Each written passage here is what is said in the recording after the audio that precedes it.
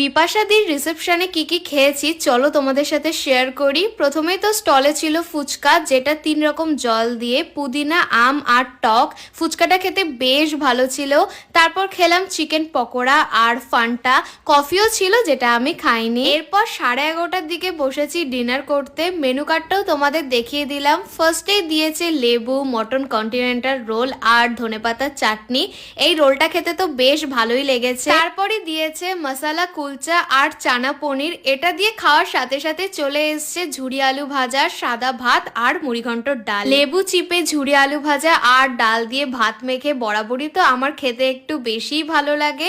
এরপরে দিয়েছে দই কাতলা, আমি একটা পেটির পিস নিয়েছি। তারপরে দিয়েছে স্যালাড, মটন বিরিয়ানি আর চিকেন চাপ। অল্প একটু মটন, অল্প একটু চিকেন, পেঁয়াজ আর বিরিয়ানির রাইসটা দিয়ে একসাথে খেলাম। শেষ পাতে আছে আমের চাটনি, পাঁপড়, মালাই চমচম, ভাপা সন্দেশ, আইসক্রিম আর পান। তো এটাই ছিল আজকের মেনু।